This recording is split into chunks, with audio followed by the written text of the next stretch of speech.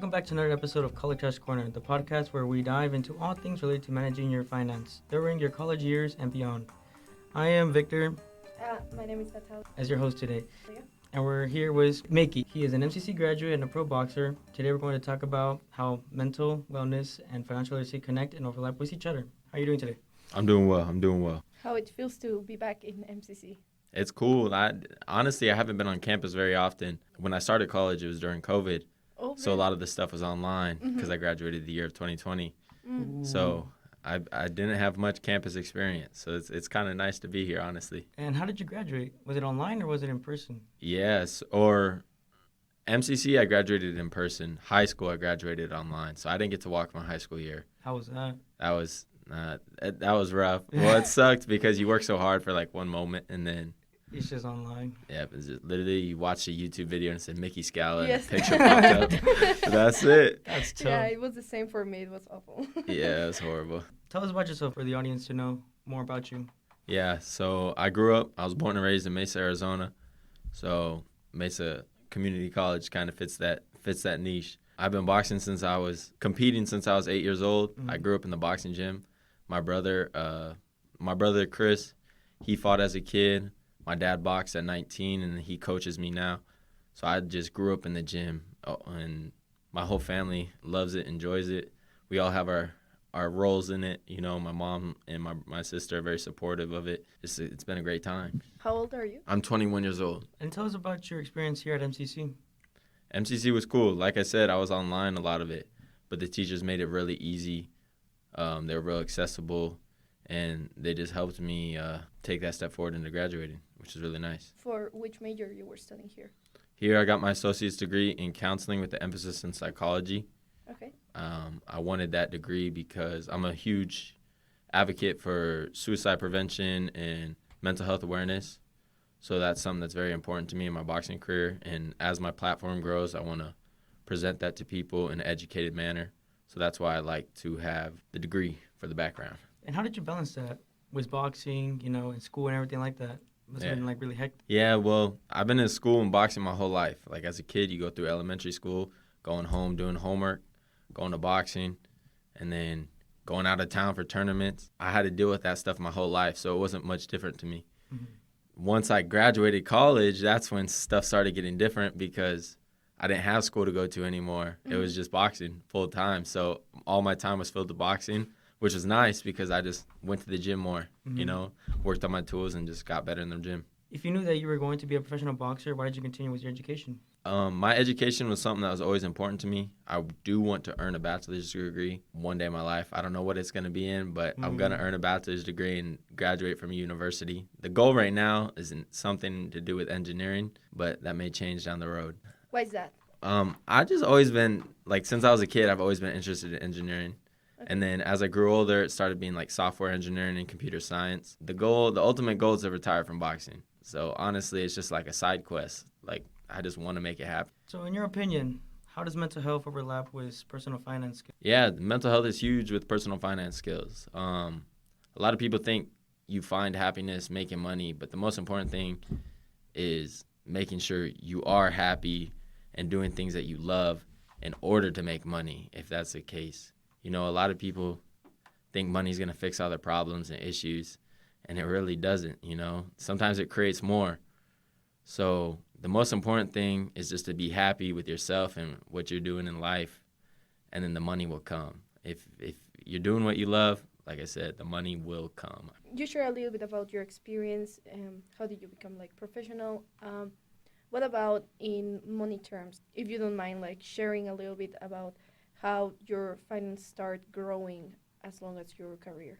Yeah, so as a kid, outside of boxing, I've always been pretty cognizant of my money situation and investing and not buying some flashy car because as a kid, one thing that a lot of kids do is I want to drive this nice car, but then you're paying $300, $400 in car insurance a month because you're only 16 and that's just going to raise the rates, But the most important thing is I started working with my dad. So when I was 15 years old, I worked full-time over the summer. Boom.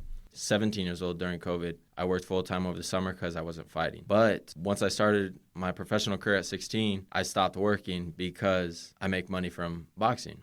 Okay. And then as the fights go on and your fan base grows, the platform grows. If you're fighting on a bigger stage, this and that, there's a lot of variables that play into effect.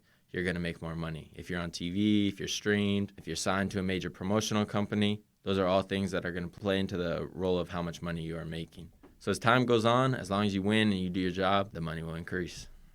Okay, so I'm assuming like little by little you start to become more famous, more popular, and most sponsors start contacting you. Exactly. And you start growing. What do you think it was key for you to don't lose this mindset of or start buying cars and all of this? Of course, people like want to spoil themselves, right? Yeah. Sure. But it's very, very important to like shy away from the materialistic things and save as much and invest as much money as you can as early and as often as possible. I have a great people like surrounding me, so that helps. Also, I still live with my family, my parents. So I'm in a blessed situation because I'm not paying rent. Like the rent Yes. rates right now, It's expensive. almost Very like expensive. $2,000 a month for a 2-bedroom or Mhm. whatever, this and that. It's like I get to dedicate that money to something else. And like I said, I've been making those investments early and often. I've been saving money. I work on my car, my truck a little bit, buy some truck parts. Yeah, got to. That's it. It's like I said, I'm in such a blessed situation to be in. And with the money I'm making and the sponsorships, it helps me focus all my time on boxing. And that's what I want to do because I want to make it in the boxing world. That's the most important thing for me is to make it to the big time. So the only way to do that is to give your all to it. So thankfully, I'm in a blessed situation, so I can do that. It's really good to hear because not many people are like that, like humbled. Like if they're in your situation, they'll buy more of like the flashy products to stand out more to the crowd. You know? 100%. And that's what, like, people get their first check, and they're like, oh, let me get a gold chain, or let me get this and that. And it's like, Do you see it in your environment going very often? oh, of course, like, in the boxing world, like, chains, all that stuff, flashy clothes, all that stuff. I'm not going to lie, I've bought some nice shoes. Mm-hmm. Shoes, I'll spoil myself with shoes and car parts. That's about it. But that's extra money that I have set aside. Like, as a kid, I have resold shoes to just make money on the side, and I use that money to buy shoes for my fights and stuff like that. I would make money in different ways, and it's almost like a few side hustles in order to buy things that I can enjoy, Yeah, and we always try to teach people about that. There's nothing wrong to be spending money on your wants. That's you're working for it. So that's sometimes we might feel guilty of, oh no, I'm spending too much money on this or that. But at the end, you're working for that. It's all about the control and how do you manage your finance. That as long as you are also savings and also investing, there's nothing wrong on spending on wants. Yeah. You got to have money set aside to make yourself happy and spoil yourself as well. Yeah. Not everything can go to one thing. Yeah. So it is important to have part of your money set aside just for those things. What was one of the first money lessons you learned? Investing early and often. Like I said, that is so important. So many people. I started a Roth IRA when I was 17 years old, and I've been investing in that since. Obviously, I can't touch that till I'm 65. Well, you can unless you get penalized, but I don't want to. So I'm just gonna invest in that, and that's gonna stack, and it's just gonna make me money over time. I've done my fair share of investments that have gone bad as well, gone good. But that one thing, that Roth IRA, I've been consistent in it, and that'll never change. So I think that'll benefit me in the future for sure. How did you learn about how to start an IRA? Yeah. How did you become like financial aware? As a kid, honestly, I was just browsing on YouTube, and I would find ways to make money, this and that. I think his name is Graham Stephan, popped up on my YouTube, like, suggested. And then this guy, Beheza, he's a big-time side hustler. So once I saw those two guys, I knew I wanted to do that in the future. And then I knew I wanted to create my own side hustles. I was selling candy at school in high school since I was 16, 15 years old, and yeah, it's just $1 at a time. And I'm only making 50 cents at a time. But you sell 100 candy bars, that's $50. Yeah. So it's like I was just always finding ways to make an extra money, make an extra buck. And I think that hustler mindset helps me a lot in life in general. I'm always going to work hard and bring a lot to the table. That's really good. He has a good mindset, And that's one of the most important things is, like, a lot of people think, oh, you're only making $20 a week. Well, $20 a week, that's $80 a month. You know what I mean? And that's your lunch when you go out to eat now, you know? So it's just like, it just makes up for things like that and different expenses that you may make on a regular basis. Yeah, everything counts. Yeah, exactly. What is something about personal finance that you wish you knew more about? When it comes to personal finance, I feel like I wish I knew more about like the real estate market and stuff like that right now. When it comes to like managing my money and stuff, I feel like I have a pretty good awareness. Like I said, I've been doing the right things that I believe are the right things since a young age. And I've made some mistakes, but I've learned a lot from them. And that's one of the most important things is like you're not going to learn something sometimes unless you do it. And you got to make those mistakes in order to get better. So that always helps. But when it comes to personal finance, I do want to find like different ways to move my money and invest in different things. I definitely want to invest in a property soon. Hopefully everything goes well this year and then I can start looking into that. I like that you brought about the mistakes. What do you think was the most significant mistake that you made in your finance, but change something on you and make you better? Being patient in like when you're investing, stuff like that. A lot of people want to make a quick buck. They want to turn $1 into thousands of dollars, and that's not always going to happen. You know, you might get lucky. I don't know if you guys knew like the Dogecoin and the GameStop era and all that stuff. Like go to the moon type shit. All that, dude. And I had Dogecoin when it was before 1 cent, right? Rude. So it was smaller than 1 cent, and I'm watching it grow. And I sold at like around 10 cents or whatever. So whatever I put in, about 10x, but then I saw it go to like 60 cents, 70 cents, and I was like, dang, my money could have made that much more. But at the end of the day, the best thing to do is have a plan, right? It's like, all right, if you're going to invest into something, put your money in, think you're going to lose it, right? Don't even worry about that money, and then have goals. If it hits a certain mark, then I'll sell half of it, right? And then once it hits another mark, I'll sell another half of it. And then go on and repeat that process. As long as you have a plan and you stick to it and don't get emotionally involved, because a lot of people get emotional with their investments and they see their money going up and down. They get scared and they sell or this and that. The most important thing is just to relax and stick to your plan. If you have one, stick to it because that's going to be the best benefit for you. Can you relate that with your profession? Yeah, so when it comes to boxing and I'm in the ring, one of the most important things they say, like when you get angry or you get mad and you get hit, you might get hit. You're going to get hit, right? It's boxing. Yeah. If you get over emotional and you're like, oh, I got to get this get back, and you're swinging for the fences and you're coming at this guy crazy, you might get caught with something and you'll find real quick you shouldn't have did that, right? So the most important thing is to stick to your plan, stay calm, know you have the skills to get that punch back, right? Or maybe you lose a round, you need to get that round back. You know, there's plenty of rounds to always get those fights back. So it's always important. And when it comes to my profession of boxing, one of the most important things is to stay calm and stick to the game plan. You know, listen to your coaches, because you're not listening to your coaches, might be a bad night. And how was that? Like your first big fight, like emotionally? Yeah, so my U.S. debut was a fight with Mayweather Promotions. It was kind of like a test fight. And that fight meant a lot because depending on how well I did, that could have led to me signing or not being signed. And we had about like 100 people from Arizona go and show up, right? And I'm the first bout of the night. You know, I kind of have to set the tone for the stage. And it was on a ShoBox undercard. And it was nerve-wracking. It's like, my career's on the line. I was 17 years old fighting a guy that was like 25 years old at the time, and that's normal in boxing. But when you look back on it, you're like, damn, I was a kid, and I was able to hold my own in there, and that kind of like staying calm in that fight led to me being like, all right, I know what I can do in the next one, and I won that fight by a third round TKO victory. I established my jab really well. I stuck to my game plan. I didn't get overly emotional. Even the commentator was saying, he's like, I like how he has this guy hurt, but he's still taking his time. And a lot of the times you see young guys, when they do have someone hurt, they swing for the fences because they think they can get him out of there right away. Well, I didn't want to rush. I just wanted to look good and get the job done. And at the end of the day, that led to me signing to Mayweather Promotions, which led to me fighting on a lot of like PBC and Showtime undercards, and being on some platforms that that a lot of people don't get to experience early on. So that was awesome. That was a great experience for me.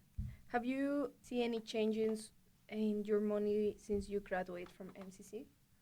When I graduated from MCC, it was like COVID, right? So I wasn't fighting. Once I start fighting, money starts coming in, and I wanted to be smart with my money. I'm not just going to spend it, blow it all the way. So that's when I started making sure I was making those investments and setting myself up for the future. Like I said, I'm in a great situation with my family and support system around me. So I was able to make the right choices and decisions with that money and just keep it on a growing level rather than one that declines and I don't have any money left. Let's just say the next day, right? Boxing doesn't work out for you. Yeah. What's your backup plan? It's boxing, bro. I'm gonna ride out boxing I'm gonna make boxing work. I can promise that. So I don't have a backup plan, honestly. I have a plan after boxing. I'm gonna make boxing work. That's gonna be my lifestyle. That's gonna be once I finish boxing, I will go back to school because I do want to graduate from a university. I definitely want that accolade added to my resume. How important do you think is to set goals financially?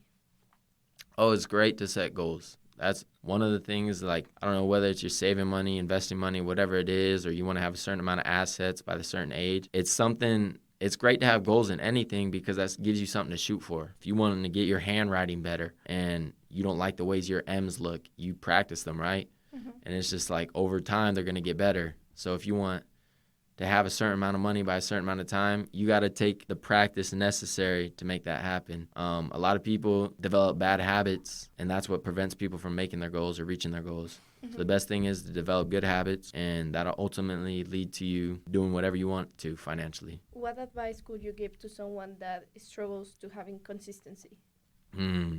That's tough because I feel like my life's been very consistent, like my whole life. Like I said, I've been in the gym, home, back in the day, school, home, gym, home. You know, it was almost like I woke up every day and it was a repetitive process. If you struggle with being consistent in life, the most important thing, as I talked about earlier, is enjoying what you're doing, right? Because if you don't want to wake up and make something happen and get going with your life and reach your goals, you're not going to be able to make it. What is the best purchase you have made? Materialistically, my paint job on my truck is probably the best purchase I've made because that truck looks amazing from what it used to look. Back when I was reselling shoes, I bought a pair of Off-White 4s, and yeah, I love them. Those are my babies. Do you still have them? I do. I'll never get rid of them. Those are one of my favorite, like, that probably is my favorite purchase of all time because that was one thing that I was like, I bought it, and I was like, I was able to buy it without taking like a financial deficit, right? So I was like able to buy it. I bought it with resale money, so I made money in order to buy that thing. Mm-hmm. And then I got it, and now I always have it. I've had those shoes for 3 or 4 years now. Those are my babies, but I wear them. A lot of people don't wear them. Nah, yeah. I wear them. I throw them on, and I enjoy wearing them. Cool. And what are your vehicles that you own right now? I have a 91 Chevy Stepside. It's a truck, C1500. So fire. And why did you choose that vehicle? Honestly, we got a great deal on it. So really? it was a guy at my dad's work was selling it, gave me a great deal for it. And then I was like, at first I was like, maybe I'll fix it up and sell it. But then once you start doing stuff to it, like I painted it, I was like, dang, like this looks good. And then I did the interior. And then I fixed the AC on it. And then I was like, man, I don't know if I can let this go because as you do stuff to that truck, you become like a little more personally attached to it. Mm-hmm. So now I have plans to do a lot more to it. And I don't think I'll ever be able to get rid of it. But like I said, I'll fight once. I'll set some money aside that I can put into the truck. And then once I do those things, I wait till my next fight. So I make sure the money's coming in. I'm not blowing it all, just putting in all the money and getting it done right away. So it's a slow process, but it's getting there. And I love the way it looks. So. Well, our last question, I think, is what advice or suggestion would you give to MCC students about mental health and about personal finance? Like I kind of touched on earlier, the most important thing is finding your like internal happiness. Okay. Find what gives you joy in the world, or gives you motivation to wake up in the morning and get going and get started and just enjoy life because for all we know, we might only get one shot at it, right? And for all we know, too, is our first time doing all these things. You might be the first time having kids, first time getting a job, first time turning 16, first time being 21, first time moving out, whatever it is, just enjoy every little step of the way because it'll be gone before you know it, So just find your internal happiness and bring joy to every day because everyone's looking to smile every day, and it's hard. There's some crazy stuff going on in the world, but the most important thing is be joyful and put joy on others. Yeah, and I do have two questions before, we finish this off. Yeah. My first question is, let's say someone's in a bad state right now, right? Uh-huh. Since your degree is in counseling and everything like that, what would you, give them advice, to get through that? It's so hard because there's so many variables, right? What put them in that situation, or I don't know what they're living in, right? I don't know who they're living with. I don't know what teachers they got to deal with. I don't know if their friends are supportive or negative, right? So the best and the most important thing for someone that is dealing with something is find someone to talk to. It could be a stranger. It could be your best friend. It could be your parent. It could be a sibling. Whatever it is find someone to talk to. Get what you need off your chest and surround yourself with good people that are going to be supportive of you. Because without that, it's going to be very hard to get somewhere in life, Mm-hmm. And my second question is that I've interviewed actually a couple of boxers lately. Okay. From Club Rush. Do you have any advice on how to balance their lifestyle and stuff like that, and how to make it to the leagues? Yeah. So the most important thing is just to give it your all, right? We step in the gym every single day. I'm in the gym 2-3 times a day, and I've been doing that since I was a little kid. And it's if you want to make it, you really got to show that you want to make it, because if you don't put in the work, it'll show. You step in the ring for a fight, you're eating cake a week before, it'll show. You weren't in the gym 2 weeks ago, you were at a party, it'll show. All these things, you might be able to get away with it at a young age. As you get older and you start stepping up the competition, it'll catch up to you. So it's very important to work on your craft, develop good habits, and just work hard to be great. If you enjoy what you're doing, like I said earlier, and you're working hard at it, the eyes, the money, the fame, whatever you desire, whatever you want, it'll come. It's all about being patient and doing the right things and just making the right moves to get there. Thank you. Thank you guys for having me. Thank you. And to our listeners, remember that the journey through college is not just about getting education, but also about setting the stage for your financial future. Before we go, we want to emphasize that the financial literacy team is here to provide support and guidance to MCC students on their journey to improving and maintaining their financial knowledge. You can find us on MCC Financial Aid website by clicking on the financial literacy section in the left side. There, you can schedule a one-on-one appointment with us, access a free cash course account, stay informed about upcoming workshops and events, and explore additional financial resources that are available for you.